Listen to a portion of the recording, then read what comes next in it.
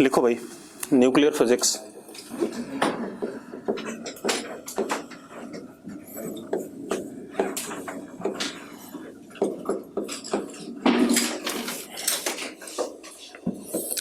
अब nuclear physics की कहानी क्या है बेटा? सबसे पहले लिखो entire positive charge of atom, entire positive charge of atom and nearly whole mass of atom is inside nucleus।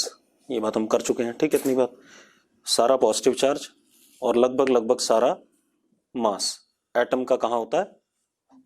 Nucleus में होता है। सिंपल सी कहानी है, ठीक है? Nucleus made up of elementary particles, protons and neutrons. Nucleus made up of elementary particles, protons and neutrons.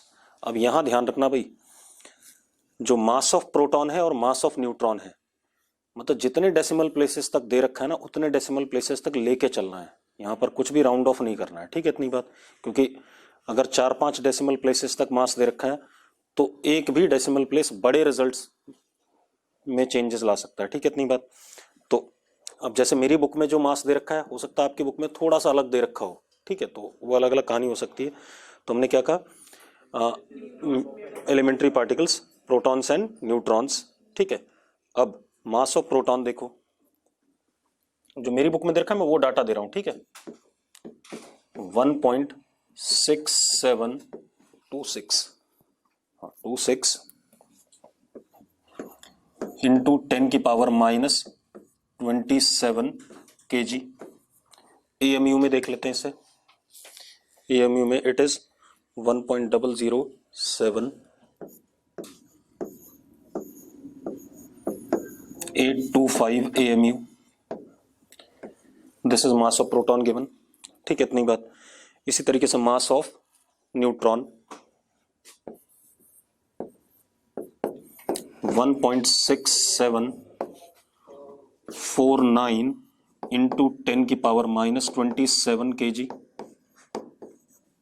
ठीक है? Slightly बड़ा है, बहुत ही कम अंतर से बड़ा है। एंड AMU में 1.008665 AMU, ठीक है?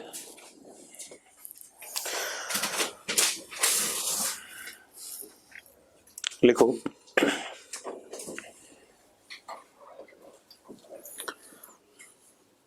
मतलब थोड़ा सा मास किसका ज्यादा है? न्यूट्रॉन का, ठीक है? अब एक और चीज, protons and neutrons are together referred as nucleon, are together referred as nucleons।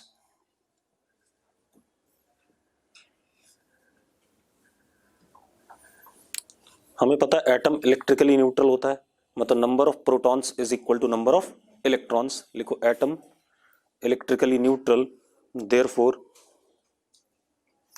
Atom electrically neutral, therefore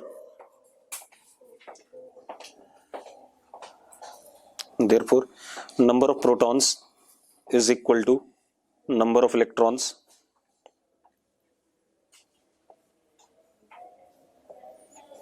अब जब भी हम किसी एटम को रिप्रेजेंट करेंगे तो हम उसको ऐसे रिप्रेजेंट करेंगे, एटम सपोज एलिमेंट X है तो ये A और ये Z, ठीक है? इतनी बात। यहां पर A क्या होता है, Z क्या होता है? लिखो जरा, A क्या होता है भाई? कौन बताएगा? Mass number. एटॉमिक मास नहीं होता, मास नंबर होता है, ठीक है? A is mass number,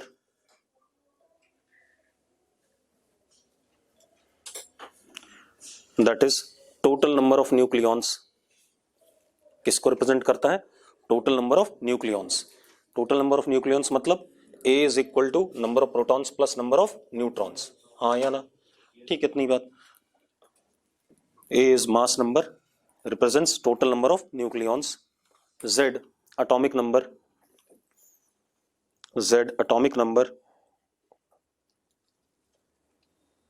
that is number of protons, number of protons। ठीक है, अब लिखो जरा सबसे पहले आइसोटोप्स, सबको पता है फालतू बातें है ना।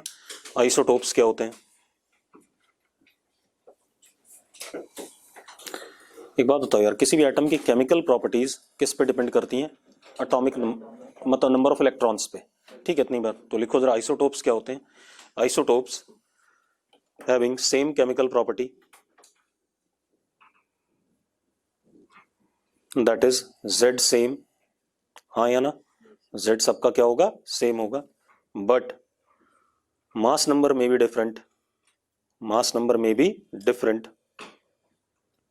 और एक ही एलिमेंट के बहुत आइसोटोप हो सकते हैं भाई, बस ये है कि नेचर में जो ज़्यादा मिलते हैं उनको हम पढ़ते हैं। जैसे यूरेनियम की बात करूं, 235 भी होता है, 238 भी होता है, 236, 237, 234, मैं 300 भी बोल सकता हूँ मास नंबर उसका। ठीक है, लेकिन 300 वाला मिलता ही नहीं होगा, या मिलता होगा तो 0.00000 पता नहीं कितने जीरो के बाद 1 मिल गया, तो बहुत ही कम सा हो गया। ठीक है, इतनी बात।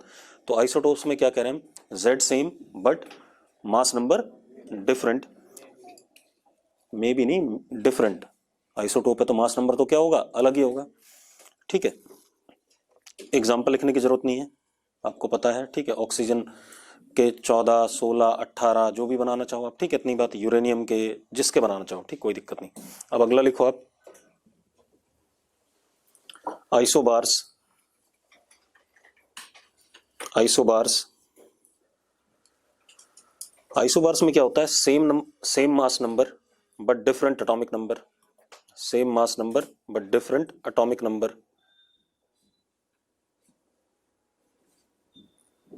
ठीक है, मास नंबर सेम है बट डिफरेंट एटॉमिक नंबर है। ठीक है, इसके एक दो एग्जांपल लिख लो आप। जिंक 9230, 92 क्या हो गया? Mass number. 30 क्या हो गया? Atomic number. एंड मॉलिबेडनम 9242, अब ये दोनों क्या हो गए? आइसोबार हो गए एक दूसरे के। ठीक है, मास नंबर क्या है दोनों का? सेम है, लेकिन एटॉमिक नंबर दोनों का क्या है? अलग अलग है। ऐसे ही आप लिख सकते हो क्रोमियम 9242 बोला है मैंने, मॉलिबेडनम। ठीक है, और जिंक बोला 9230। ठीक है, अब लिखो जरा इसी में एक एग्जांपल और। Chromium 5424, chromium 5424, iron 5426। ठीक है भाई, हो सकता है ऐसा, एटसेट्रा, बहुत हो सकते हैं। अगला लिखो, आइसोटोन्स। आइसोटोन्स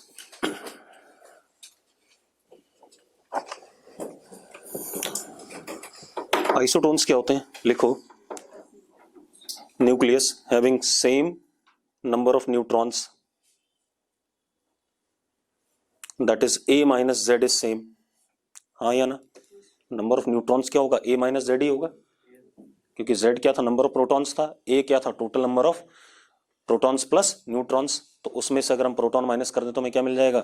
न्यूट्रॉन मिल जाता है। A minus Z is same. ठीक है, इसके एग्जाम्पल लिख लो आप। बेरिलियम 94, बेरिलियम 94 एंड बोरॉन 105 हो गए आइसोटोन्स। ठीक है, कार्बन 13 6 एंड नाइट्रोजन 14 7, ये भी आइसोटोन्स हो गए, एटसेट्रा। ठीक है, दूसरी चीज लिखो, mirror nuclei. Mirror nuclei,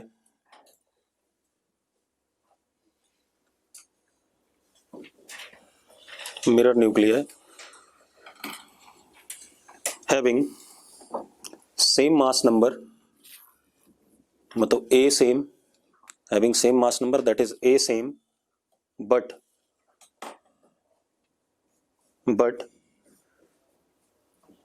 proton and neutron number interchanged, but proton and neutron number interchanged, मतलब Z और A माइनस Z को क्या कर सकते हैं? इंटरचेंज कर सकते हैं। एग्जाम्पल लिख लो इसका,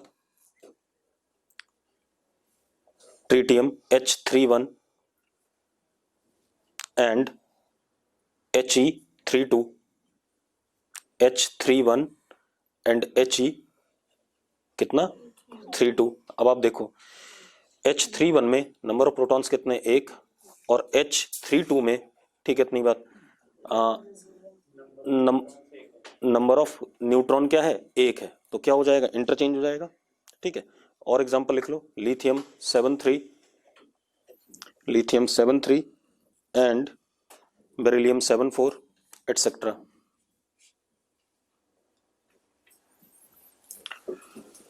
अब आ जाओ आप properties of nucleus. Properties of nucleus, ठीक है। सबसे पहली प्रॉपर्टी, चार्ज न्यूक्लियस का क्या होता है, Q is equal to ZE+, हाँ या ना, चार्ज क्या हो गया, ZE+, कोई दिक्कत नहीं इसमें, ठीक है। दूसरा, size of nucleus, size of nucleus, अब साइज ऑफ न्यूक्लियस है इंपॉर्टेंट, ठीक है।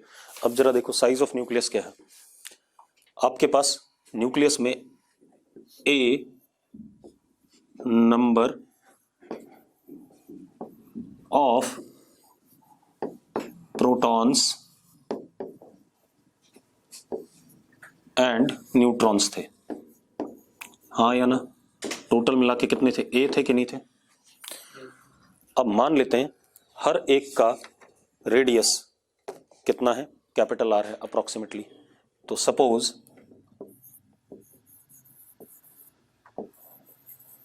रेडियस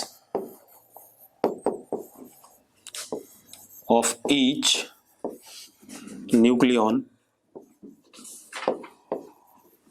इज R0, और R0 की वैल्यू हमें पता होती है, लिखो R0 is 1.2 fermi metre, R0 is 1.2 fermi metre, ठीक है, मतलब approximate size of each nucleon is this much, ठीक है।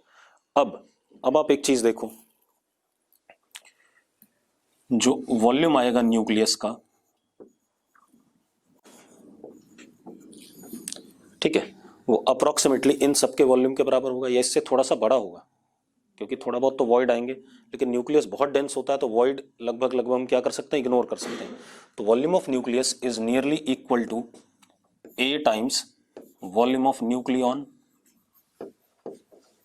हाँ या ना, एक न्यूक्लियन के वॉल्यूम से हम क्या कर सकते हैं, कंपेयर कर सकते हैं, ए टाइम्स एक न्यूक्लियन का volume is equal to volume of nucleus, 4/3 pi radius of nucleus का cube is approximately equal to A into 4/3 pi R0 cube, हाँ या ना। तो हमारे पास R of nucleus comes out to be R0 A की power 1/3, ठीक है, इतनी बात। This is radius of nucleus, मतलब किस पे डिपेंड कर रहा है, मास नंबर पे डिपेंड कर रहा है, मास नंबर ज्यादा तो न्यूक्लियस का साइज ज्यादा, लेकिन मास नंबर की पावर 1/3, ठीक है, इतनी बात।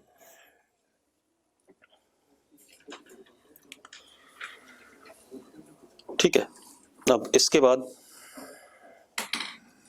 लिखो जरा,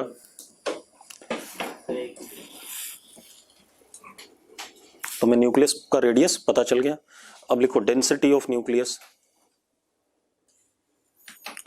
डेंसिटी ऑफ न्यूक्लियस। अब न्यूक्लियस की डेंसिटी पे आ जाते हैं। अगर हम डेंसिटी ऑफ न्यूक्लियस की बात करें, और R0 आपको पता है बेटा, R0 कितना है, 1.2 फर्मी मीटर, और जैसे जैसे न्यूक्लियस का ए पता चलता जाएगा आप रेडियस ऑफ न्यूक्लियस निकालते जाओगे, तो radius of nucleus is R0 A की पावर 1/3, ठीक है। अब density of nucleus is equal to total mass of nucleus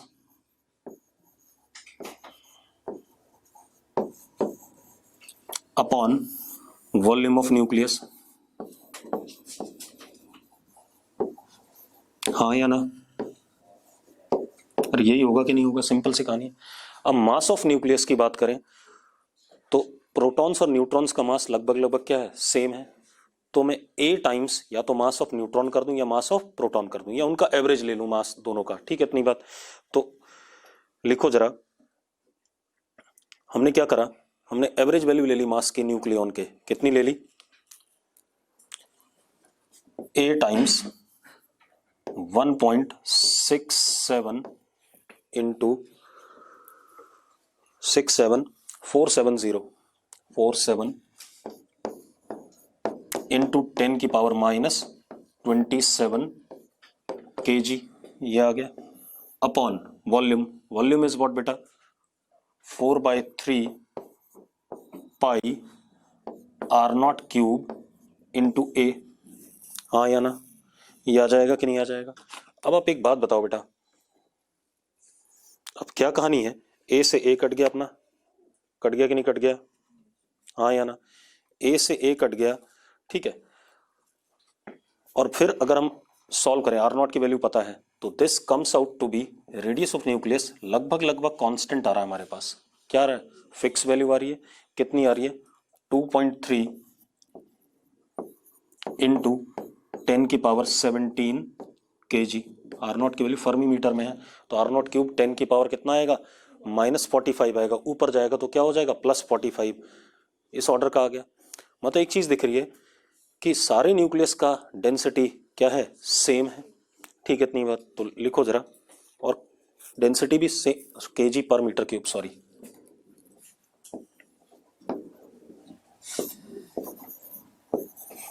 ठीक है, सारे न्यूक्लियस की डेंसिटी सेम है, और एक मजेदार बात यह है कि डेंसिटी बहुत ज्यादा है, ठीक है, इतनी बात तो पहले नोट करो, इसे फिर लिख लेते हैं,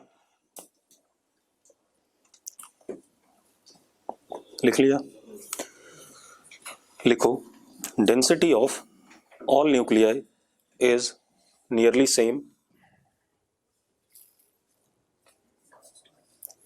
और मजेदार बात क्या है, इसका मतलब न्यूक्लियस हाईली डेंस है, लेकिन एटम में बहुत सारा एम्प्टी स्पेस था, तो वो इतना डेंस नहीं था। Extra nuclear part is what, very lightly dense, nuclear part is what, heavily dense, ठीक है, इतनी बात समझ में आती है। अब लिख लो, चाहे लिखो, nucleus is very dense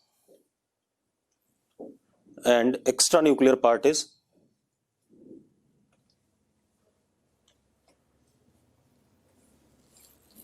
less dense, को क्या कहेंगे, या लेस डेंस ही लिखेंगे, very lightly dense,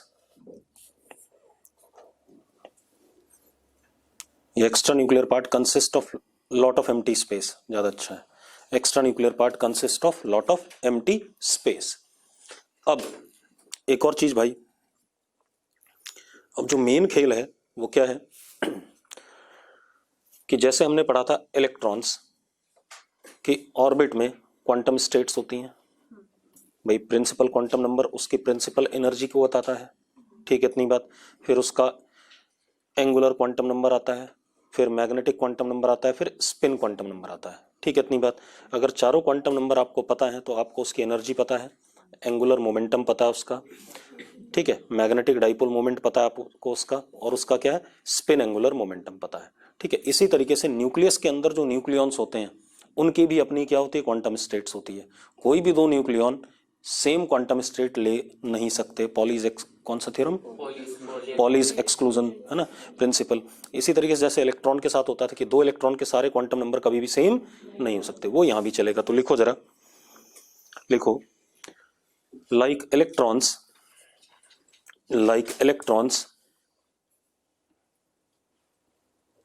nucleons also have nuclear quantum states, nucleons also have nuclear quantum states, ठीक है, मतलब इलेक्ट्रॉन्स के जैसे इनकी भी क्या होती है, क्वांटम स्टेट्स होती हैं, and no two nucleons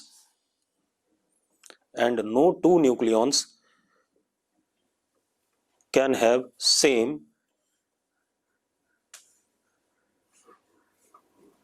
quantum states, ठीक है, इतनी बात। अब एक और चीज थी इसी पॉइंट में देखना, हमने जब इलेक्ट्रॉन के लिए पढ़ा था तो हम जब एच एटम पढ़ रहे थे तो जो हमारा डिफरेंस ऑफ एनर्जी लेवल था 13.6 इलेक्ट्रॉन वोल्ट, 3.4 इलेक्ट्रॉन वोल्ट, जब हमने एक्सरे पढ़ा तो 100-200 इलेक्ट्रॉन वोल्ट, जब जेड की वैल्यू हमने बड़ी कर दी थी, ठीक है। उससे जो हमें रेडिएशन मिले वो कौन से मिले, इंफ्रारेड, विजिबल, अल्ट्रावायलेट और एक्सरे, यही मिले कि नहीं मिले, ठीक है, इतनी बात। यानी कि एनर्जी कम थी इंफ्रारेड की बहुत कम, विजिबल की थोड़ी सी ज़्यादा, अल्ट्रावायलेट की थोड़ी सी और ज़्यादा, एक्सरे की थोड़ी सी और ज़्यादा, यही कहानी थी कि नहीं थी, हाँ या ना। लेकिन न्यूक्लियस के जो क्वांटम स्टेट्स होती हैं, जो न्यूक्लियॉन्स की एनर्जी स्टेट्स होती हैं, वो मेगा इलेक्ट्रॉन वोल्ट के ऑर्डर की होती हैं। अगर मैं एक न्यूक्लियॉन हूँ, मेरी 10 मेगा इलेक्ट्रॉन वोल्ट है, तो ये दूसरा न्यूक्लियॉन है, इसकी 12 मेगा इलेक्ट्रॉन वोल्ट है। तो जो डिफरेंस है हमारा एनर्जी लेवल्स का, वो क्या होगा, मेगा इलेक्ट्रॉन वोल्ट के ऑर्डर का होगा। अब मेगा इलेक्ट्रॉन वोल्ट के ऑर्डर का डिफरेंस होगा, तो जो अगर कोई न्यूक्लियस एक्साइट हो गया और फिर जब वो ग्राउंड स्टेट में आएगा, तो वो भी क्या एमिट करेगा, फोटोन एमिट करेगा। लेकिन वो किस ऑर्डर का फोटोन एमिट करेगा, मेगा इलेक्ट्रॉन वोल्ट के ऑर्डर का, ठीक है, इतनी बात। अब मेगा इलेक्ट्रॉन वोल्ट के ऑर्डर का फोटोन एमिट करेगा, तो जो रेडिएशन होगा गामा रेडिएशन कहलाएगा, एक्सरे से भी ज्यादा एनर्जी वाला, या वेवलेंथ उससे भी क्या, छोटी वाला। क्लियर है इतनी बात, ठीक है। तो लिखो जरा, लिखो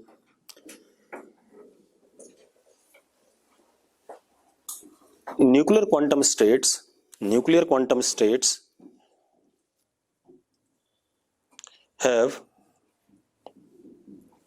difference of energy level of order of mega electron volt, therefore किस ऑर्डर का है, मेगा इलेक्ट्रॉन वोल्ट के ऑर्डर का। therefore emitted radiation from nucleus, अगर एमिट होता है तो therefore emitted radiation from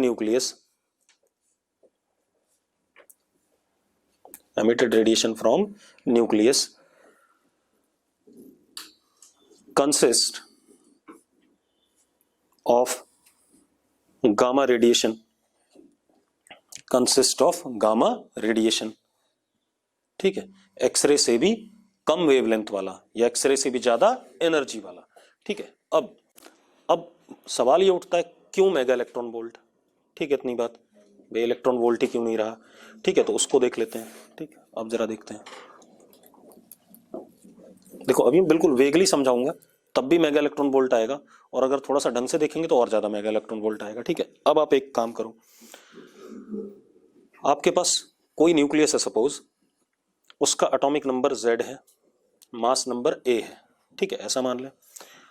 nucleus is what, solid sphere with charge how much, Ze plus, ठीक है, solid sphere with charge Ze plus.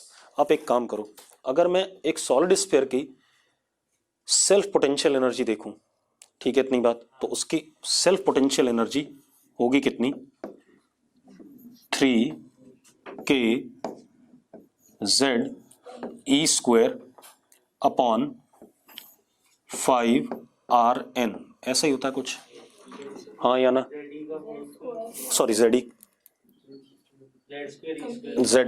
ठीक है, कोई बात नहीं, ठीक है, Z² E², ठीक है। अब Rn को क्या लिख सकते हैं, Rn को लिख सकते हैं R0 A⁻⁴ लिख सकते हैं भाई, ठीक है। अब आप एक काम करो,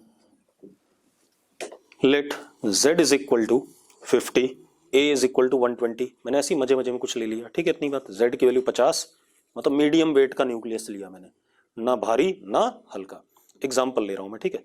if Z is equal to 50, A is equal to 120, ठीक है, इतनी बात। अगर मैं डाटा डालता हूं तो लिखो U is equal to, then U is equal to 13 mega electron volt, then U is equal to 13 mega electron volt, ठीक है। मतलब किस ऑर्डर की एनर्जी आनी चाहिए, जो डिफरेंस भी होंगे वो मेगा इलेक्ट्रॉन के ऑर्डर के होंगे, ठीक है।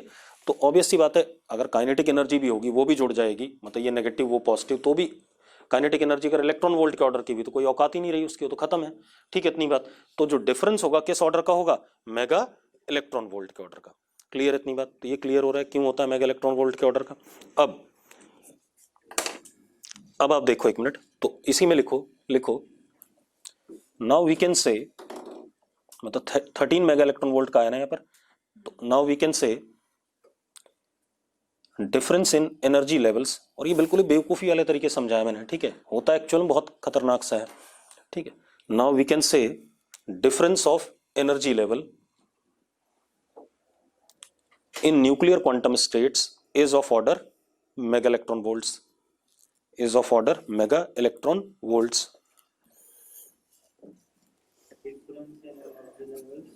of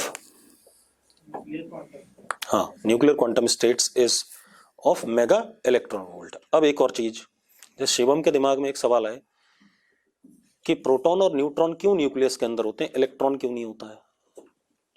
हाँ या ना? आ गया होगा, अब तक में 10 बार आ गया होगा, है ना? ठीक है, तो ऐसा क्यों, बता भाई। हाँ कुछ भी बोल दे। न्यूक्लियर फोर्स प्रोटॉन और न्यूट्रॉन पर ऑपरेट करती है। ये बकवास बात है, ठीक है, ये कोई लॉजिक नहीं है। मास ज्यादा है प्रोटॉन का, ग्रेविटेशनल फोर्स ज्यादा है। सब बकवास बात है। देखो भाई, आप एक काम करो, मेरी बात सुनो। आपने ये तो देख लिया कि कोई भी पार्टिकल होगा, एलिमेंट्री पार्टिकल, तो उसकी एनर्जी मेगा इलेक्ट्रॉन वोल्ट के ऑर्डर की होगी। ये तो पता चल रहा है कि चाहे वो प्रोटॉन हो, न्यूट्रॉन हो या इलेक्ट्रॉन हो, अगर न्यूक्लियस के अंदर है तो किस ऑर्डर की एनर्जी होगी? मेगा इलेक्ट्रॉन वोल्ट के ऑर्डर की। ये तो क्लियर है, ठीक है। अब अगर हम इलेक्ट्रॉन को रखते हैं, न्यूक्लियस के अंदर डालते हैं और उसकी एनर्जी मान लेते हैं 10 मेगा इलेक्ट्रॉन वोल्ट है, ऐसा मान लूँ मैं। उसकी एनर्जी कितनी है?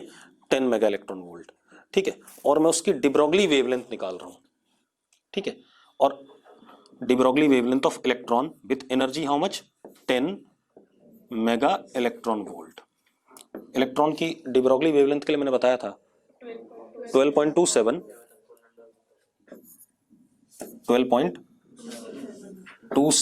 Upon under root of V, यानी कि अंडर रूट 10 इंटू 10 की पावर 6, है ना, यानी कि 10 की पावर 3 यहां आ गया और यहां 10 और एंगस्ट्रॉम, ऐसा कुछ आ गया, हाँ या ना? एक काम करो भाई, कितना आ गया ये? इसे 4 ले लें, 4 कर दूं इसे फार्मूले, ऐसी मजे ले लेते। 4 हो गया, तो lambda of electron comes out to be how much? 4 into 10 की पावर -3 एंगस्ट्रॉम, हाँ या ना? ठीक है, 4 इंटू 10 की पावर -3 एंगस्ट्रॉम, मतलब पिकोमीटर्स में आया ये? नहीं, 10 की पावर -13 आ गया। ये अप्रोक्सीमेटली क्या आ गया?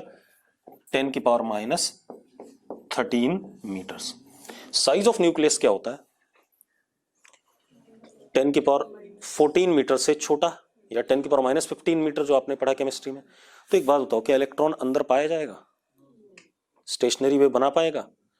भाई इसकी एनर्जी तो फिक्स होनी चाहिए, ठीक है। तो क्या कर जाएगा? बाहर चला जाएगा। मतलब ये अकॉर्डिंग टू हाइजेनबर्ग्स अनसर्टेनिटी प्रिंसिपल हो ही नहीं सकता अंदर कभी भी, ठीक है, इतनी बात। तो अब खेल क्या हमारे पास? हाँ प्रोटॉन वगैरह पाए जा सकते हैं, ठीक है, इतनी बात, वो आ जाएंगे अंदर 10 की पावर -15 या उससे छोटे में। तो लिखो जरा, लिखो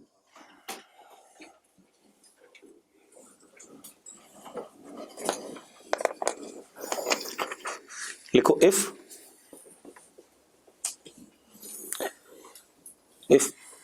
nucleon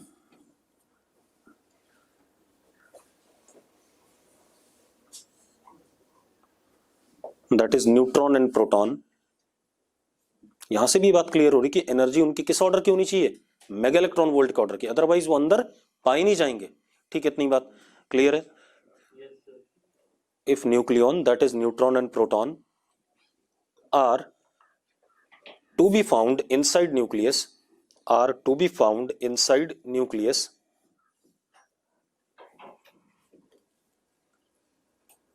are to be found inside nucleus, then their energy must be of order mega electron volts. मैंने इलेक्ट्रॉन की तो बात ही नहीं करी, अगर इलेक्ट्रॉन की एनर्जी होगी तो क्या कर जाएगा? बाहर भाग जाएगा, ठीक है, क्लियर है। अब इसके बाद अब एक चीज देखो भाई, न्यूक्लियर फोर्स के कंसेप्ट से पहले हम देखते हैं न्यूक्लियस बनेगा कैसे, ठीक है, इतनी बात। अब आप लिखो जरा,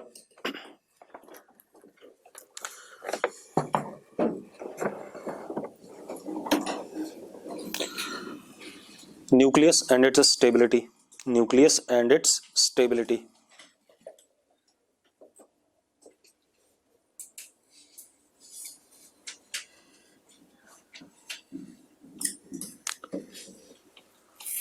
आप अगर पीरियोडिक टेबल देखो तो जो छोटे न्यूक्लियस होते हैं, मतलब जो छोटे एटम होते हैं शुरू वाले, उनमें क्या होता है, N/P का रेशो नियरली 1 होता है। हाँ या ना? अगर आप हीलियम ले लो, हीलियम से आगे कौन आ गया, लिथियम आ गया, 3 6, हाँ या ना? 3 6 ही होता है ना लिथियम, 3 7, अच्छा 3 7 मतलब 4 3 का हो गया, ठीक। हमें नंबर ऑफ प्रोटॉन्स और नंबर ऑफ न्यूट्रॉन्स का रेशो, हाँ 4 3 हो गया ना, ले खुश हो जा। हीलियम 4 2, कितना रेशो आया, 1 आया। कोई और एलिमेंट बोल छोटा, लिथियम 7 3, कितना आ गया, 4/3 आ गया। और बोल, बेरिलियम 9 4, ये क्या आ गया, 5/4 आ गया।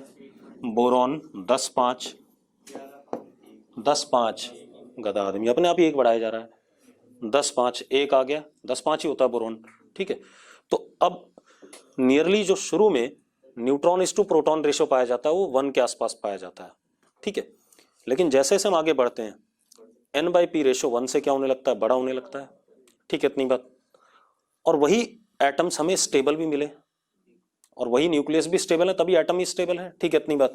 तो एक्चुअल में कहानी क्या है कि जो छोटे न्यूक्लियस होते हैं उनमें N/P का रेशो क्या कहते हैं, 1 या 1 के आसपास होगा। जैसे जैसे न्यूक्लियस का साइज बढ़ेगा N/P का रेशो भी बढ़ेगा in order to have stability. लेकिन ऐसा क्यों होता है वो बाद में एक्सप्लेन करेंगे, अभी मैं बता नहीं रहा हूं, ठीक है, इतनी बात। तो लिखो जरा, लिखो गोल्ड का कितना होता है एटॉमिक मास, मास नंबर, हाँ 197, चलो सही कह रहा है। अब लिखो जरा, लिखो इफ बोरॉन 10 5 ही होता है, 11 5 नहीं होता शायद, कहाँ लिखा है 11, अबे वो 10.8 नहीं, मास नंबर की बात कर, गधे में मास नंबर बोल रहा हूं। अब लिखो क्या कह रहा था मैं, if nucleus are small in size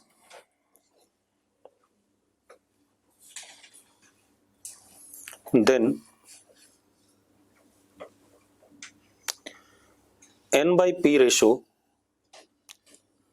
is nearly 1, मतलब इक्वल टू 1 होना जरूरी नहीं है, is nearly 1 for stable nucleus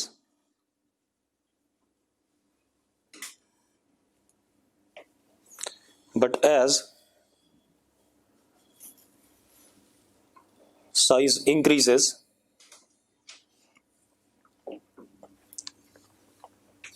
N/P ratio also increases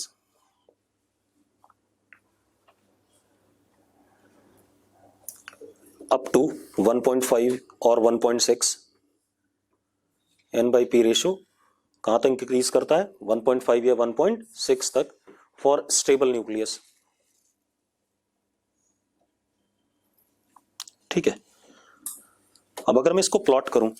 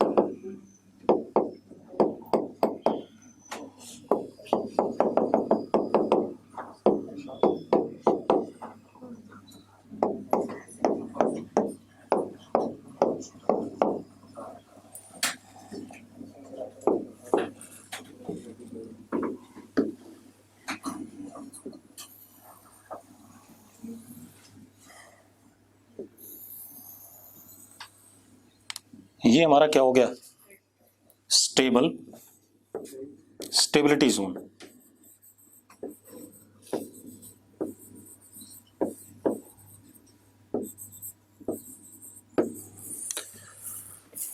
जो 1 और 1.5 के बीच में रहे। इसके इधर उधर जो भी न्यूक्लियस हैं वो सारे के सारे क्या कहलाएंगे, ये अनस्टेबल न्यूक्लियस होंगे, जो कि स्पॉन्टेनियसली डीके होकर के स्टेबिलिटी जोन में आना चाहेंगे। ठीक है, इतनी बात। अब उसी प्रोसेस को हम क्या कहते हैं, रेडियो एक्टिविटी कहते हैं, बात की बात है। ठीक है, इतनी बात। अब जरा स्टेबिलिटी को एक्सप्लेन करने की कोशिश करते हैं। ठीक है, तो शुरू में कुछ लोगों ने कहा कि जहां n/p का रेशो 1 से लेके 1.6 के बीच में रहेगा तो वो वाले न्यूक्लियस क्या होंगे, स्टेबल होंगे। छोटे वाले 1 और बड़े वाले 1.6 तक। ठीक है, इतनी बात, उसके बीच में रहना चाहिए। अब उन्होंने एक्सप्लेनेशन क्या दिया भाई, देखो एक मिनट। अगर मैं मान लूं मेरे पास ये न्यूक्लियस है n n n n,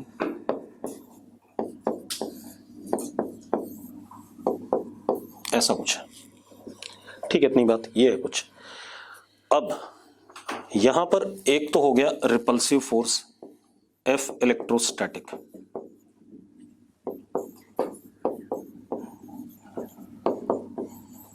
ये तो रिपल्सिव होगा, ये न्यूक्लियस को अनस्टेबल करना चाहेगा क्योंकि हर प्रोटॉन एक दूसरे को क्या कर रहे होंगे, रिपेल कर रहे होंगे। अगर आप फोर्स देखो मैग्नीट्यूड में किन्हीं भी दो प्रोटॉन के बीच में तो आएगा 9 × 10⁹ into 2.56 into 10⁻38 upon r²। r² fermi metre माने 10⁻15 तो 10⁻30, हाँ या ना। तो ये -8 और ये खत्म होकर के 10, मतलब ये क्या आ जाएगा, 9 × 2 कितना, 18 180 न्यूटन का रिपल्सिव फोर्स होगा। कितना, 180 के आसपास या 200 के आसपास क्या होगा, रिपल्सिव फोर्स। ठीक है, इतनी बात। तो ये तो न्यूक्लियस को अनस्टेबल बना रहा है। फिर स्टेबल कौन बना रहा है हर्षित,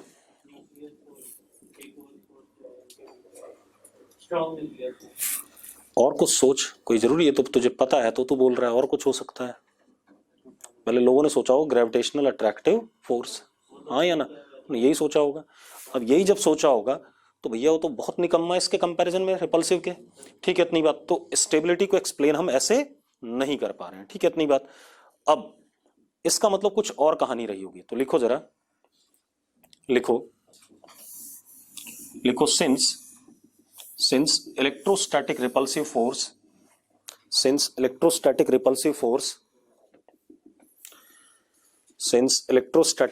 force is long range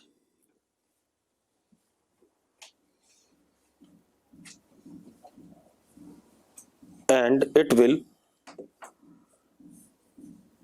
try to destabilize nucleus. Long range लिखने का कुछ पर्पस था ही बता रहा हूं। मतलब electrostatic repulsive force long range है और वो न्यूक्लियस को क्या करना चाहेगा, डिस्टेबलाइज करना चाहेगा। ठीक है, then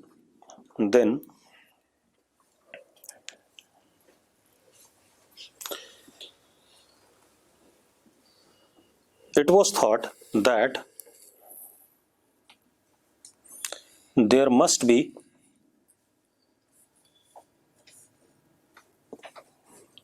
strong attractive force between nucleons। मैंने न्यूक्लियन वर्ड यूज करा, ठीक है, इतनी बात। मैंने प्रोटॉन या न्यूट्रॉन वर्ड यूज नहीं करा, सबके बीच में। ठीक है, it means there must be some strong nuclear force between nucleons attractive in nature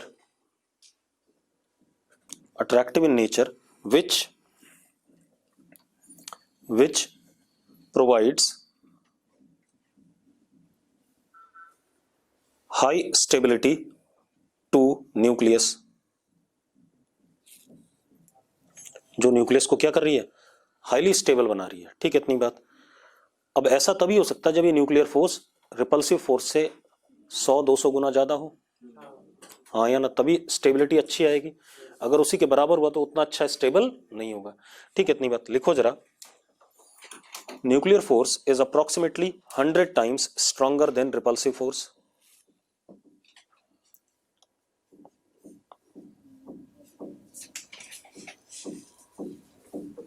ठीक है, तो ये इसको स्टेबिलिटी प्रोवाइड करता है। ठीक है, अब न्यूक्लियर फोर्स की भी कुछ प्रॉपर्टीज हैं जिसकी वजह से ये वाला रीजन स्टेबल आया और बाकी रीजन क्या आया, अनस्टेबल आया। ठीक है, अब न्यूक्लियर फोर्स की पहले प्रॉपर्टी देख लें। ठीक है, क्या कैसा काम करता है, उसके बाद फिर स्टेबिलिटी की बात प्रॉपरली कर लेंगे। ठीक है, लिखो जरा nuclear force.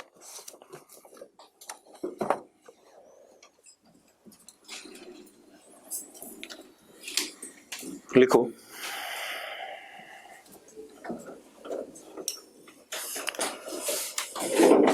Attractive in nature, पहला attractive in nature, charge independent, charge independent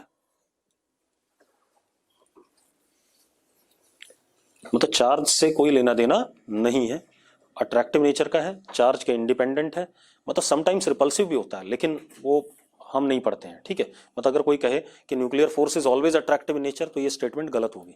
ठीक है, अगर डिस्टेंस 0.5 फर्मीमीटर से भी 0.3 फर्मीमीटर से भी कम हो जाए, 0.5 नहीं 0.3 से, तो ये रिपल्सिव भी हो जाता है, लेकिन वो हम नहीं पढ़ते कभी भी। ठीक है, इतनी बात।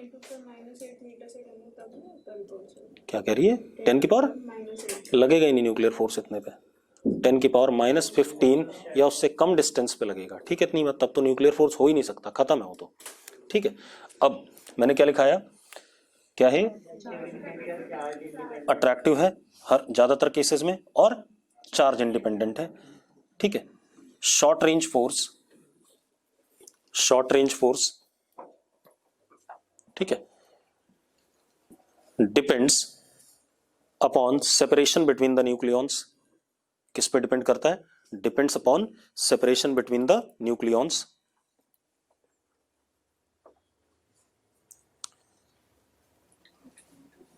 Depends upon separation between the nucleons and falls abruptly to zero, मतलब अट्रैक्टिव फोर्स क्या हो जाएगा, जीरो हो जाएगा, falls abruptly to zero if separation between nucleons is greater than 10 की पावर -14 मीटर, या 15 ही लिखो, हमारी किताब में 15 ही लिखा है।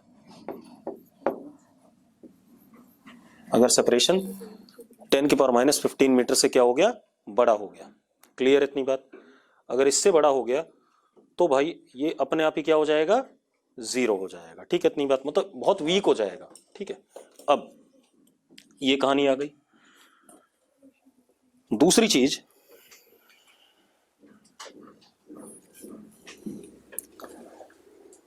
Obeys saturation property, obeys saturation property. अब सैचुरेशन प्रॉपर्टी क्या होती है कि भाई जैसे शिवम अपने आसपास वाले 4-5 लोगों से तो बात कर सकता है, मैं पढ़ा रहा हूं तो ये अपने आसपास वालों से ही बात कर पाएगा, ऐसा तो नहीं उधर कोने वाले बच्चे से बात कर पाएगा, नहीं कर पाएगा। ठीक है, इतनी बात।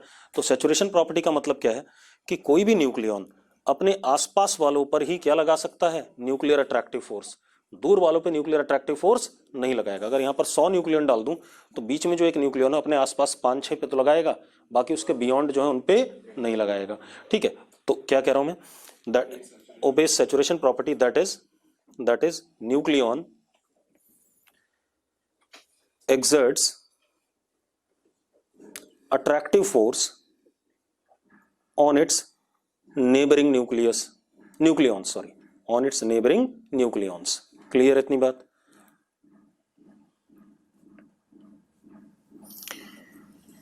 These forces are non-central, central नहीं होते भाई ये। ठीक है, जैसे electrostatic forces what central, ठीक है, non-central, do not obey principle of superposition, do not obey principle of superposition।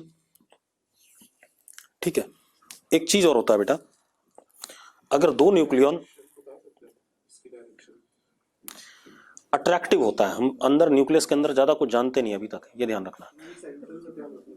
Central का मतलब है अगर ये एक न्यूक्लियॉन है और ये एक न्यूक्लियॉन है, अगर ये पॉजिटिव चार्ज होते तो रिपल्सिव फोर्स ऐसे लगता है, लेकिन अब अट्रैक्टिव फोर्स वो ऐसे भी लग सकता है, ठीक है, इतनी बात, वो इसके सेंटर की तरफ ना होकर के ऐसे भी अट्रैक्ट कर सकता है, ये मतलब है। अब क्या कहानी है, दूसरी चीज, एक और चीज होती है भाई कि अगर दो न्यूक्लियॉन सेम स्पिन के हैं, मतलब अगर उनका स्पिन क्या है, सेम है, स्पिन क्वांटम नंबर उनका अगर सेम स्पिन है तो उनका अट्रैक्टिव फोर्स क्या होता है, ज्यादा होता है, और अपोजिट स्पिन के होते हैं तो उनका अट्रैक्टिव फोर्स क्या होता है, कम होता है, मतलब न्यूक्लियर फोर्स उनमें थोड़ा सा वीक होता है। तो लिखो जरा, लिखो nucleons having same spin have strong nuclear force of attraction, have strong nuclear force of attraction, ठीक है भाई, strong nuclear force of attraction, and those with opposite spin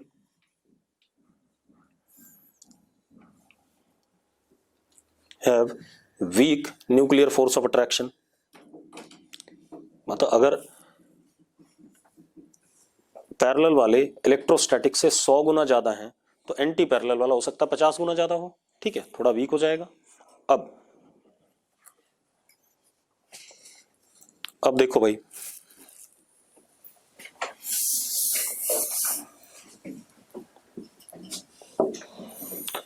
अब खेल क्या हमारे पास, ये तो हमारा क्या हो गया, न्यूक्लियर फोर्स की प्रॉपर्टी। एक चीज और लिख सकते हैं भाई हम कि अगर 0.3 फर्मी मीटर से सेपरेशन कम होता है, ठीक है, 10⁻⁻16 से भी कम होता है तो वो रिपल्सिव भी हो जाते हैं, ठीक है, उसको लिखने की जरूरत नहीं, आप अपने आप समझ ध्यान रखना, ठीक है। अब लिखो जरा, अब ऐसे ही समझ लो, मान लो ये न्यूक्लियस है,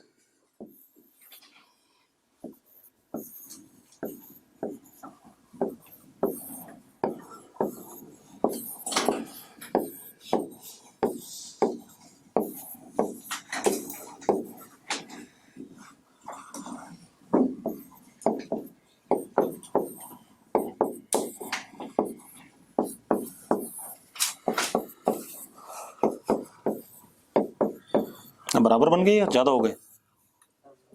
अब एक चीज देखो, ये जो प्रोटॉन है ये तो चाहे कितनी भी दूरी पर एक दूसरे को रिपेल करेंगे, हाँ या ना, एक दूसरे को क्या करेंगे, रिपेल करेंगे, लेकिन ये वाला प्रोटॉन न्यूक्लियर अट्रैक्टिव फोर्स तो इतनों पे ही लगाएगा, हाँ या ना, सब पे तो नहीं लगा सकता, जो दूर हैं नेबरिंग वालों पे ही लगाएगा। ये वाला न्यूट्रॉन भी अट्रैक्टिव फोर्स इन पे लगा पाएगा, ये वाला प्रोटॉन इन तीनों पे लगा पाएगा। इसका मतलब हमें हमेशा क्या चाहिए होता है, अट्रैक्टिव फोर्स का नंबर रिपल्सिव फोर्स से क्या होना चाहिए, ज्यादा होना चाहिए। उसके लिए बाद में अब अगर प्रोटॉन बढ़ाओगे तो रिपल्सिव फोर्स ही बढ़ेगा, अट्रैक्टिव तो कम बढ़ेगा, रिपल्सिव बढ़ेगा। तो इसीलिए जब साइज बड़ा होता है तो साइज बड़े होने पे सैचुरेशन प्रॉपर्टी वीक होने लगती है। भाई साइज बड़ा हो गया तो ये अगर तीन ही चार है, सिर्फ चार है तो उसमें बराबर ही रहने में फायदा है, कोई दिक्कत नहीं, सब नेबरिंग है, एन एन पी पी। अब ये दोनों तो एक दूसरे को रिपेल कर रहे हैं, चलो कर रहे हैं, लेकिन ये भाई इन तीनों को अट्रैक्ट कर रहा है, ये भी इन तीनों को अट्रैक्ट कर रहा है, ये भी इन तीनों को अट्रैक्ट कर रहा है, और ये भी इन तीनों को अट्रैक्ट कर रहा है। तो अट्रैक्टिव फोर्स क्या कर रहा है, डोमिनेट कर रहा है, न्यूक्लियस अच्छे से स्टेबल हो जाएगा। लेकिन अगर साइज बढ़ जाए, बहुत सारे हो जाए और एन और पी बराबर हैं, तो रिपल्सिव फोर्स तो क्या होंगे, अगर पी मान लो 40 है, ठीक है, तो 40C2 रिपल्सिव फोर्स हो गए। अब मान लो 80 हमारे पास टोटल है रिपल्सिव, मतलब दो कितने लोग हाथ मिला सकते हैं, 40 लोग खड़े हो तो ठीक है, इतनी बात, उसका फिर कॉम्बिनेशन जो भी बनाना हो तो हमें अपना पता है। अब यहां पर क्या, अगर 80 न्यूक्लियॉन्स होते और अगर मैं 80 में से भी एक बंदा अपने आसपास वाले 4 से क्या कर पा रहा है, खेल कर पा रहा है, एक बंदा 4 से कर पा रहा है, ठीक है, इतनी बात। 80 लोग कितने से कर पाएंगे, 80 इंटू 4 से, तो अट्रैक्टिव फोर्स क्या हो गया, 80 इंटू 4, हाँ या ना, 80 इंटू 4 कितना, 320, और रिपल्सिव देखना 40C2 कितना होता है, 40C2 कितना, 40 इंटू 30/2 कितना, 600 के आसपास, हाँ या ना। तो एक बात बताओ, रिपल्सिव फोर्स का नंबर क्या है, ज्यादा है, अट्रैक्टिव फोर्स का नंबर क्या है, कम है, तो मैं क्या चाहूंगा, न्यूट्रॉन बढ़ा देता हूं। मैंने क्या कर दिए, 60 न्यूट्रॉन कर दिए और क्या कर दिए, 40 प्रोटॉन कर दिए। अब कितने हो गए, 100 हो गए, हाँ या ना। अब कितना हो गया, 100 इंटू 4 कितना हो गया, 400। बढ़ा दिया कि नहीं बढ़ा दिया, थोड़ा और बढ़ा देते हैं, 120 कर देते हैं, ठीक है, इतनी बात, मतलब कुछ बढ़ा करके। तो एक्चुअल प्रैक्टिस में नंबर ऑफ न्यूट्रॉन्स क्या होने पड़ेंगे, जैसे जैसे न्यूक्लियस बढ़ेगा साइज में, नंबर ऑफ न्यूट्रॉन बढ़ाने पे आपके अट्रैक्टिव फोर्स क्या कर पाएंगे, डोमिनेट कर पाएंगे। ठीक है, तो लिखो जरा, हाँ कितना आएगा, 40C2, 40 इंटू 30/2, सही तो, अच्छा 40 इंटू 39, अच्छा मैंने, हाँ हाँ ठीक है ठीक है, अरे ठीक है भाई, 40 इंटू 39/2, ठीक है कोई बात नहीं। अब तो मुझे क्या करना पड़ेगा, बढ़ाना पड़ेगा। उसके लिए किसको बढ़ा करके कर सकता हूं मैं, न्यूट्रॉन को। अगर प्रोटॉन बढ़ाऊंगा तो रिपल्सिव भी बढ़ जाएंगे। ठीक है, तो लिखो जरा, लिखो, अगर छोटा है तब तो बराबर होने पे काम चल जाएगा, तब तो अट्रैक्टिव क्या कर रहा है, डोमिनेट कर रहा है। ठीक है, न्यूक्लियर फोर्स अगर बड़ा होगा तो न्यूक्लियर फोर्स लेस डोमिनेटिंग हो जाएगा, तो उसको बढ़ाने के लिए नंबर ऑफ न्यूट्रॉन क्या करने पड़ेंगे, बढ़ाने पड़ेंगे। तो लिखो जरा, लिखो, in large size nucleus, in large size nucleus, in large size nucleus, number of neutrons are greater than number of protons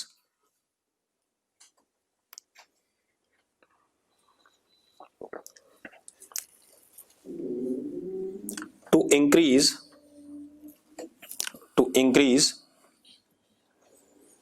nuclear attractive force in comparison to electrostatic repulsive force, in comparison to electrostatic repulsive force। Clear भाई, अरे ठीक है। अब एक और चीज, thereby getting stable nucleus, thereby getting stable nucleus to electrostatic repulsive force. ठीक है, उसके कंपैरिजन में अगर न्यूक्लियर अट्रैक्टिव फोर्स बढ़ गया तो thereby we will get what, stable nucleus. ठीक है, इतनी बात। अब एक और चीज, मैंने कहा था न्यूक्लियर फोर्स सेपरेशन पे डिपेंड करता है। अगर दो न्यूट्रॉन r दूरी पे हैं तो उनके बीच में न्यूक्लियर फोर्स अगर Fn है, एक न्यूट्रॉन और एक प्रोटॉन है, तो उनके बीच में भी न्यूक्लियर फोर्स Fn ही होगा, चार्ज पे डिपेंड नहीं करता है। प्रोटॉन और प्रोटॉन है तो उनके बीच में भी न्यूक्लियर फोर्स Fn ही होगा, होगा कि नहीं होगा। लेकिन अगर मैं नेट फोर्स की बात करूं तो नेट फोर्स यहां पर, ये तो तीनों सेम आ गए, हाँ या ना। Net force F net proton proton के बीच में कम होगा। क्यों होगा, क्योंकि अट्रैक्टिव भी होगा और रिपल्सिव भी होगा। ठीक है, इतनी बात, तो थोड़ा कम हो जाएगा। F नेट किसके बीच में, प्रोटॉन और न्यूट्रॉन, और F net between neutron and neutron, ये तो सेम ही रहेगा क्योंकि रिपल्सिव फोर्सेस इन दोनों केसेस में नहीं आएंगे। नोट करो इस बकवास को। हो गया भाई। अब लिखो जरा,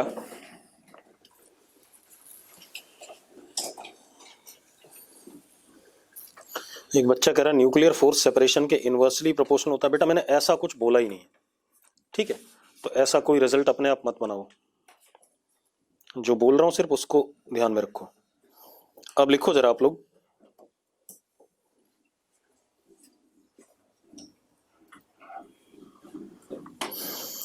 nuclear binding energy, nuclear binding energy,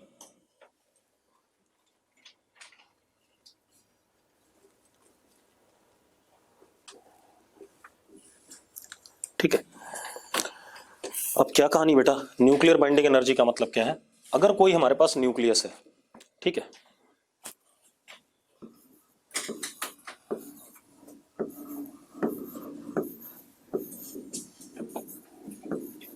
एक दो तीन चार सात दोनों,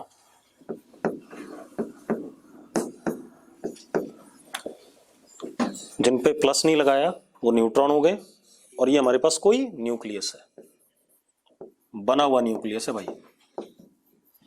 इसको मैंने कुछ एनर्जी सप्लाई की और ये सारे एक दूसरे से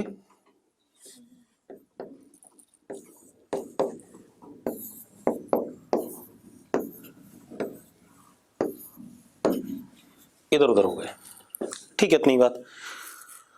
तो अमाउंट ऑफ एनर्जी जो मैंने सप्लाई करी, amount of energy required to, क्या कहेंगे इसे, न्यूक्लियस को, न्यूक्लियस को बिल्कुल खत्म कर देना है ना, मतलब न्यूक्लियॉन सारे के सारे क्या हो गए, दूर दूर हो गए एक दूसरे से, सब खत्म हो गए, ठीक है। तो amount of energy required is called as what, binding energy, ठीक है, इतनी बात। उल्टा भी होता है बेटा, उल्टा क्या होता है, अगर ये सारे न्यूक्लियॉन्स, ये क्या कहलाएंगे अब, नहीं न्यूक्लियॉन नहीं कहलाएंगे, न्यूट्रॉन्स प्लस प्रोटॉन्स, अलग अलग हो गए ना। अगर ये सारे मिलके क्या बनाते हैं, न्यूक्लियस बनाते हैं, तो जितनी अमाउंट ऑफ एनर्जी रिलीज होगी बनने में, क्योंकि ये स्टेबल है, ये क्या है, स्टेबल है, इसको तोड़ के हमने ये बनाया, ठीक है, इतनी बात। अब अगर ये जुड़ता है और स्टेबल बनता है तो एनर्जी क्या होगी, रिलीज होगी, ठीक है, इतनी बात। तो अमाउंट ऑफ एनर्जी रिलीज्ड, अगर ये जुड़ के इधर बनते हैं तो amount of energy released is called as what, binding energy. चाहे इधर से डिफाइन करो चाहे उधर से डिफाइन करो, एक ही बात है, ठीक है, इतनी बात, अंग्रेजी लिखाने की जरूरत नहीं है।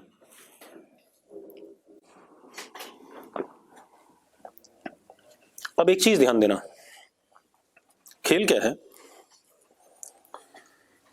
यहां से जब हम इधर जा रहे हैं, मतलब जब इससे ये बन रहा है तो एनर्जी क्या हो रही है, रिलीज हो रही है। एनर्जी अगर रिलीज हो रही है तो वो आएगी मास के कम होने की वजह से, mass is converted into what, energy. और अगर यहां से इधर जा रहा है तो एनर्जी अब्सॉर्ब हो रही है, तो energy is converted into mass, इधर मास क्या होगा, ज्यादा होगा, क्लियर इतनी बात। तो हमेशा ये ध्यान रखना कि इंडिविजुअल न्यूक्लियॉन्स का अलग अलग होते हुए जो मास होता है वो न्यूक्लियस के मास से क्या होता है, ज्यादा होता है। तो लिख लो इस बात को, लिखो, ऐसा नहीं हो सकता फील्ड एनर्जी, कौन सी फील्ड एनर्जी, कितनी दूरी पर लगता था वो फील्ड, और ये कहां कहां है,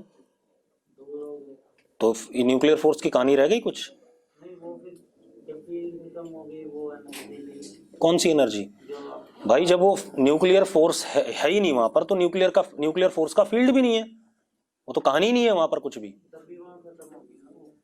भाई मैंने क्या कहा, अगर ये न्यूक्लियस है, इसको तोड़ने में इतना एनर्जी लगता है, ठीक है, इतनी बात। तो ये अलग अलग हो गए। अब अगर इसको तोड़ने में इतनी एनर्जी लगती है तो एनर्जी जाएगी कहां, इनके मास बढ़ जाएंगे भाई, ठीक है, इतनी बात। अब लिखो जरा, लिखो, मास of nucleus is less than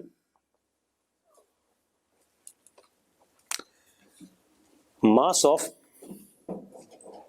individual nucleons when far away from each other, हाँ या ना, mass of individual nucleons when far away from each other, ठीक है भाई, जब न्यूक्लियॉन्स एक दूसरे से क्या होते हैं, दूर दूर हो जाते हैं। अब अगर हमने मास ऑफ न्यूक्लियस क्या दे दिया, m दे दिया, ये दे रखा है हमें, ठीक है, इतनी बात। और इधर क्या हो जाएगा, और ये कौन सा न्यूक्लियस था, एक्स ए जेड। तो यहां पर जब ये अलग अलग हुए तो कितने न्यूट्रॉन है, A minus Z into M N, ये हो गया न्यूट्रॉन्स का mass, plus Z into M P. मैंने क्या कहा, ये ड्रामा इससे क्या है, बड़ा है, हाँ या ना, and that is called as what, delta M is A minus Z M N plus Z M P minus M, called as mass defect.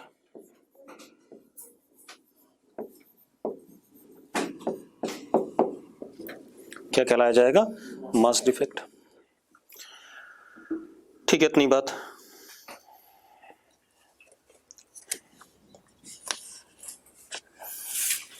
अब एक और चीज, अब बाइंडिंग एनर्जी कितनी हो गई,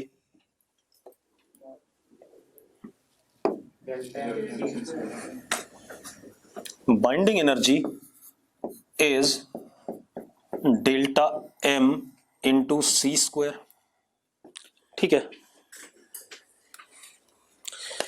अब अगर डेल्टा एम हमारा 1 AMU है, लिखो if delta M is 1 AMU,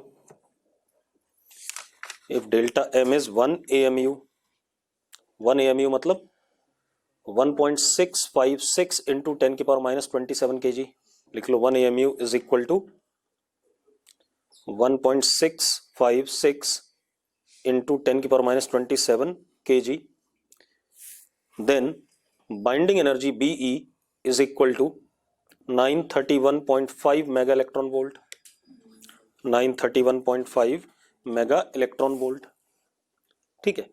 तो बाइंडिंग एनर्जी क्या आ गई, डेल्टा एम सी स्क्वायर। एक और चीज होता है packing fraction F, that is delta M upon mass number.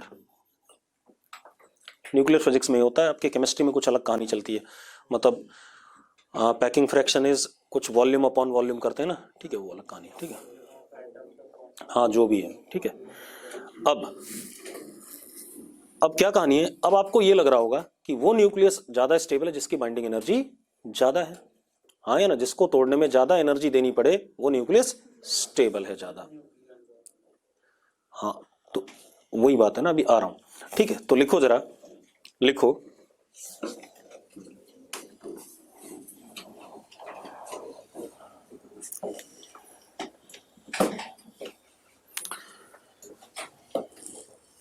Stability of nucleus, क्योंकि न्यूक्लियस एक साथ नहीं टूटता है, वो क्या होगा, अगर उसे स्टेबल होना होगा, जो भी चीज इसमें ज्यादा होगी उसको क्या कर देगा, एमिट कर देगा। अगर प्रोटॉन ज्यादा है तो प्रोटॉन बाहर फेंक दे, क्या दिक्कत है, या किसी को एब्जॉर्ब करके प्रोटॉन को खत्म करके किस में बना दे, न्यूट्रॉन में बना दे, तो वो ग्रेजुअली टूटता है, ठीक है, इतनी बात। तो इसीलिए हम स्टेबिलिटी ऑफ न्यूक्लियस किससे डिफाइन करते हैं, बाइंडिंग एनर्जी पर न्यूक्लियॉन से। तो क्या कहानी है, क्या लिखा हमने, stability of nucleus depends upon binding energy per nucleon, binding energy per nucleon. अब ऐसे समझो, अगर मैं बिस्मथ की बाइंडिंग एनर्जी देखूं तो बिस्मथ की बाइंडिंग एनर्जी 1600 से ज्यादा आती है मेगा इलेक्ट्रॉन वोल्ट में, और मैं आयरन की देखूं तो आयरन की 500 के आसपास आती है। अब अगर मैं स्टेबिलिटी देखूं तो bismuth is highly unstable and iron is highly stable, ठीक है, इतनी बात। तो अब अगर मैं पर न्यूक्लियॉन कैलकुलेट करूं तो आयरन की आएगी 8.8 और बिस्मथ की आएगी 7.8, तो किसकी ज्यादा है, आयरन की ज्यादा है, तो iron is what, more stable. तो स्टेबिलिटी किससे कंपेयर की जाएगी, आपकी बाइंडिंग एनर्जी पर न्यूक्लियॉन, और बाइंडिंग एनर्जी पर न्यूक्लियॉन क्या हो जाएगा, BEN, इसको ऐसे डिनोट करेंगे, that is BE upon A, यानी कि delta M C square upon A। Yes और नो, क्लियर है भाई। अब जरा ग्राफ बना लें बाइंडिंग एनर्जी पर न्यूक्लियॉन का, ठीक है।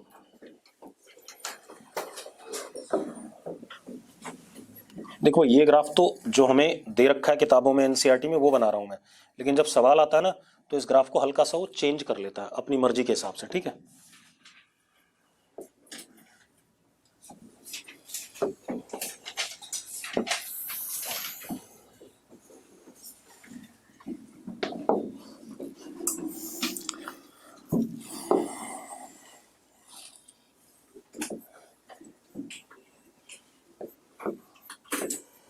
Binding energy per nucleon and this is mass number, mass number atomic number, mass number, ठीक है। अब कैसा ग्राफ बनता है भाई, देखो एक minute, binding energy per nucleon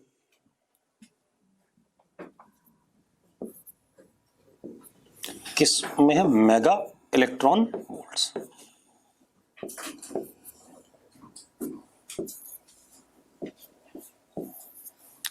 ऐसा कुछ बना देता हूं मैं ऐसे, पहले 2 से स्टार्ट करके यहां तक जाएं 7 तक।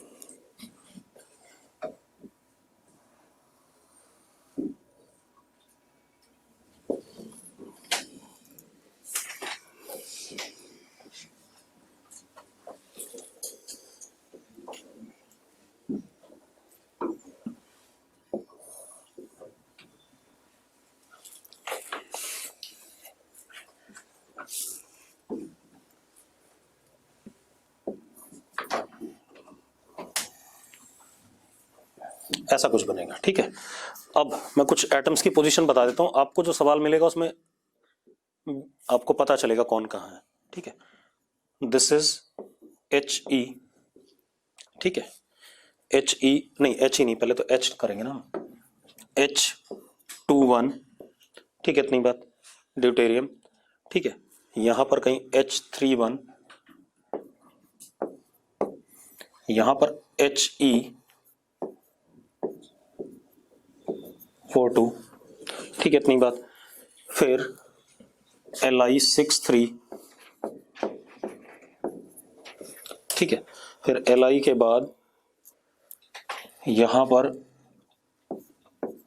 कार्बन 12-6, जो स्टेबल है वो मैं पीक दे रहा हूं उन्हें, ठीक है, इतनी बात जानबूझ के, 12-6।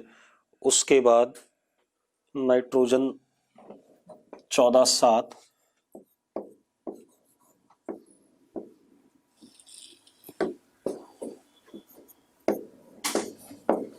ठीक है, नाइट्रोजन 14-7 बनाते जाओ, और भी होंगे, ठीक है। मैक्सिमम जो आता है दैट इज ओवर हेयर, यह आया 56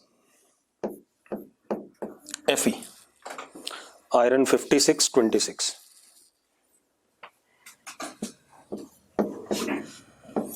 इसकी binding energy per nucleon 8.8 mega electron volt के आसपास सबसे ज्यादा इसकी होती है। मतलब सबसे ज्यादा स्टेबल न्यूक्लियस कौन सा है?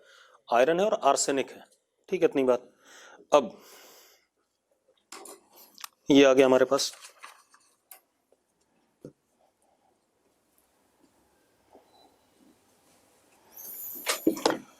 अब खेल क्या, जो न्यूक्लियस अनस्टेबल होगा वो क्या करना चाहेगा?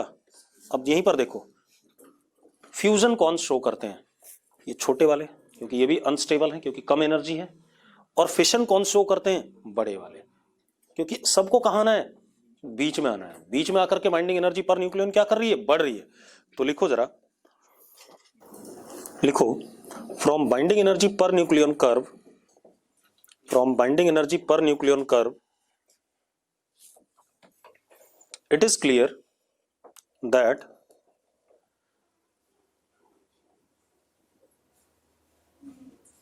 smaller nucleus will undergo fusion to attain stability। बताओ, एक बात बताओ, अगर ये ड्यूटेरियम और ट्रीटियम मिलके कुछ क्या बना दें? हीलियम बना दें, तो स्टेबल हो गया। हीलियम की बाइंडिंग एनर्जी पर न्यूक्लियन क्या है? ज्यादा है। यही हमारा सन की रिएक्शन है, ठीक है, इतनी बात। तो स्मॉलर न्यूक्लियस क्या कहते हैं? Undergo fusion to attain stability, and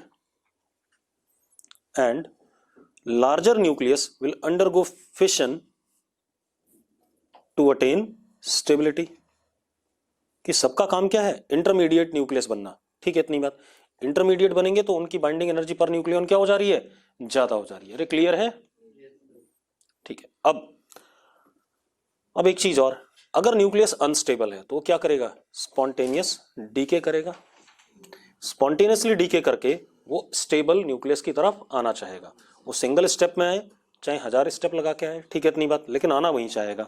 तो that spontaneous decay is called as what? Radioactivity, ठीक है, इतनी बात। तो अब लिखो जरा, रेडियो एक्टिविटी, रेडियो एक्टिविटी।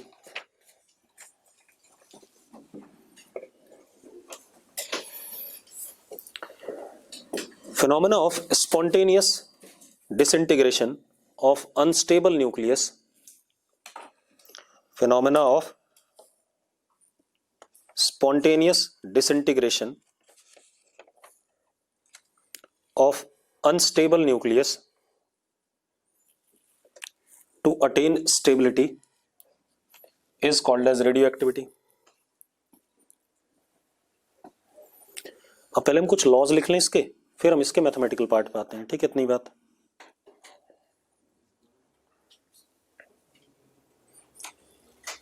मतलब रेडियो एक्टिविटी ही एक प्रोसेस है जिससे जितने भी टेस्ट होते हैं ना, ब्लड टेस्ट जो भी होते हैं, वो सब रेडियो एक्टिविटी से ही चेक किए जाते हैं। हमारे अंदर कुछ ऐसा डाल दिया जाता है, जैसे खून, अब तो हमारे अंदर नहीं डालते, वो पहले हमारा खून का सैंपल निकाल लेते हैं, फिर उसमें कुछ डाल देते हैं, ठीक है। वरना पहले क्या करते थे, हमारे अंदर ही पेल देते थे कि ले भाई जो भी गया, उसके बाद फिर दोबारा खून निकालते थे। ठीक है, तो अब तो क्या करते हैं, पहले वो 5 ml 10 ml खून ले लिया उन्होंने, उसके अंदर कुछ केमिकल डालते हैं, वो फिर डीके करता है, मतलब रेडियो एक्टिव सैंपल डाला, अब उसके डीके रेट से पता चलता है कि क्या क्या चीजें इसमें कम ज्यादा है। ठीक है, इतनी बात। क्या कहते हैं, पता नहीं, शायद कहते हो, मुझे नहीं पता। मैंने फिजिक्स में जो सवाल पढ़े हैं उसके हिसाब से मुझे यही लग रहा है। ठीक है, अब क्या कहते हैं ये नहीं पता। अब क्या कहानी है, laws of radioactivity. Laws of radioactivity, पहला स्पॉन्टेनियस डीके। ठीक है,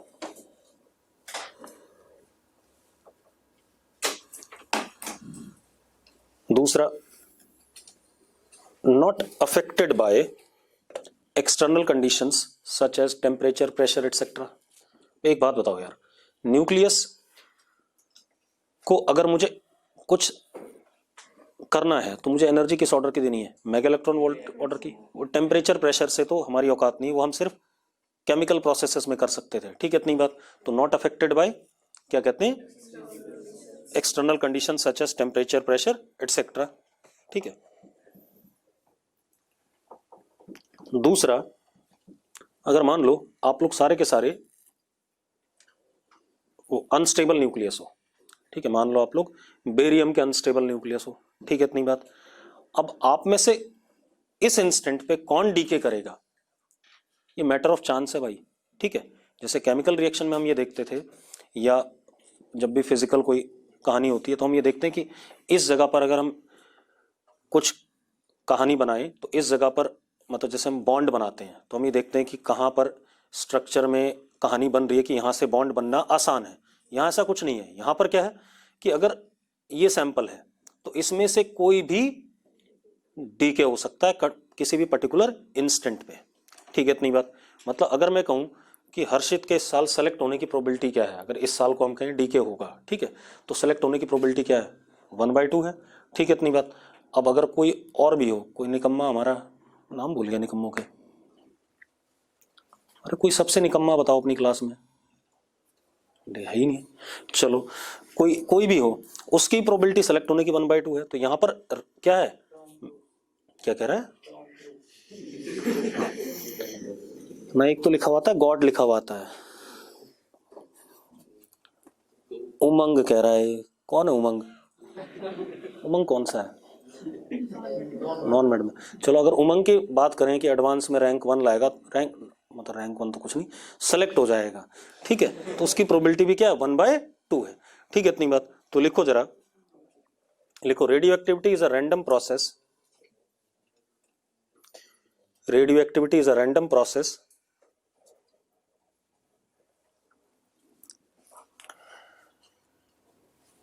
that is probability of particular nucleus to decay at any instant is 1/2. probability of any particular nucleus to decay at any instant, decay मतलब stability gain करना। ठीक है भाई, to decay at any instant is 1/2। Clear है भाई? ठीक है, मतलब मैटर ऑफ चांस हो गया है। ठीक है, अब दूसरी चीज, जो नया बन रहा है उसकी फिजिकल और केमिकल प्रॉपर्टीज क्या होंगी, डिफरेंट होंगी, क्योंकि न्यूक्लियस भी बदल जाएगा, एटॉमिक नंबर सब कुछ बदल जाएगा। तो लिखो जरा, लिखो, new element thus formed will have different physical and chemical properties, will have different physical and chemical properties।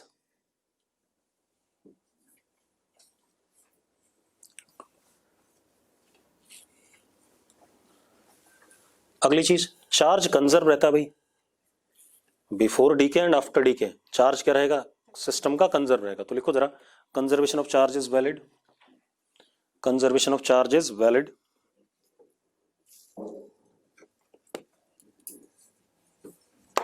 हाँ सर, हेलो, हाँ बस आज कल खत्म है, ऐसे ही बैठते हैं 105 110। ठीक, ठीक है।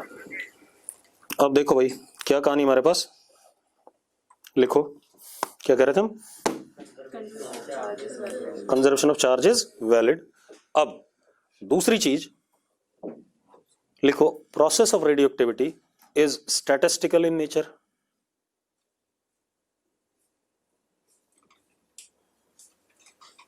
follows first order kinetics, follows first order kinetics, statistical in nature and follows first order kinetics। मतलब भाई जितने ज्यादा लोग होंगे उतने ही ज्यादा डीके होंगे, हाँ या ना भाई, जितने ज्यादा अनस्टेबल न्यूक्लियस उतने ही ज्यादा उस इंस्टेंट पे डीके भी मिलेंगे। ठीक है, इतनी बात। ये थोड़ी कि अब मान लो हर्षित है अनस्टेबल न्यूक्लियस, साला इस बार अभी नहीं डीके किया, कल नहीं करा, परसों नहीं करा, तो ये तो 1/2 थी इसकी प्रोबेबिलिटी। हो सकता है 100 साल बाद डीके करे, ठीक है, लेकिन हर्षित जैसी अगर 1000 लोग हो जाएंगे तो कोई ना कोई एक तो पर्टिकुलर डीके कर गया होगा उस इंस्टेंट पे। ठीक है, तो फर्स्ट ऑर्डर केमिकल काइनेटिक्स को ओबे करता है, मतलब फर्स्ट ऑर्डर काइनेटिक्स। ठीक है, कौन क्या है, प्रोसेस ऑफ रेडियो एक्टिविटी। अब लिखो जरा, measurement of radio activity, measurement of radio activity. किसी मोमेंट पे मान लो n न्यूक्लियाई कौन से अनस्टेबल वाले हैं किसी मोमेंट पे, तो उस मोमेंट पे कितने डीके हुए, rate of DK minus dn/dt मतलब रेट ऑफ डीके। इसको हम ए से डिनोट करते हैं, या हम इसको क्या कह सकते हैं, रेट ऑफ डीके, या हम इसको क्या कहते हैं, एक्टिविटी कहते हैं। क्या कहते हैं, एक्टिविटी। ठीक है, इतनी बात क्लियर है। अब इसकी एक्टिविटी की यूनिट क्या होती है, नेगेटिव साइन क्या कह रहा है, डीके होना। ठीक है, इतनी बात। अब इसकी यूनिट क्या हो जाएगी, डीपीएस, डिसइंटीग्रेशन पर सेकंड। मान लो इस क्लास में से 4 लोग डीके कर गए एक पर्टिकुलर सेकंड में, तो कितना हो गया, 4 डिसइंटीग्रेशन पर सेकंड। तो एक्टिविटी की एसआई यूनिट क्या हो गई, डिसइंटीग्रेशन पर सेकंड या डीपीएस। ठीक है, इतनी बात। अब और 1 DPS is equal to 1 Becquerel, ये एसआई यूनिट होती है बेटा,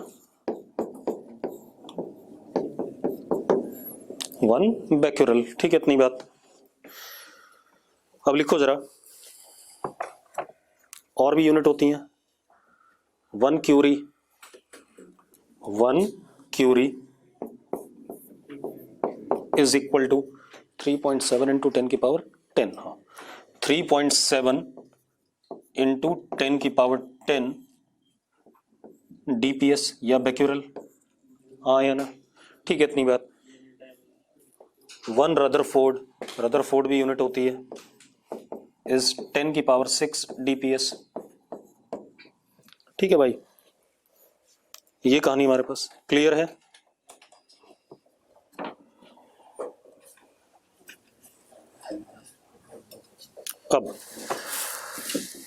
अब बात करते हैं भाई, देखो एक मिनट,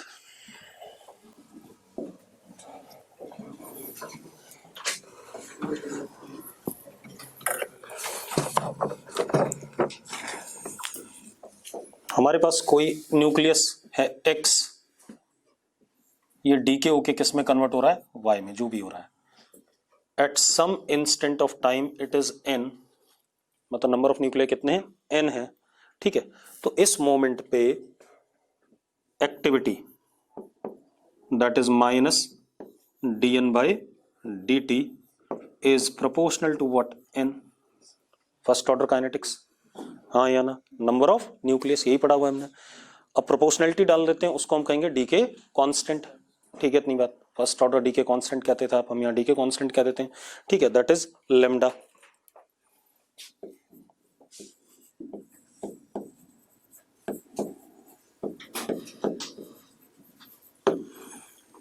तो A is equal to minus dn/dt is equal to lambda into n ये आ गया कि नहीं आ गया हमारे पास?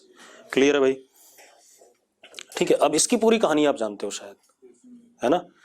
अगर टाइम 0 पे एन नॉट थे तो N would be N not e की पावर माइनस लेमडा टी, किसी भी समय पे बचेंगे। सारी कहानी पता है कि नहीं पता है? चलो इसको हम कल करेंगे और कल ही खत्म भी हो जाएगा, ठीक है? उसके बाद सिर्फ क्या बचा है, अल्फा बीटा गामा डी के, वो भी कल ही बता देंगे, ठीक है?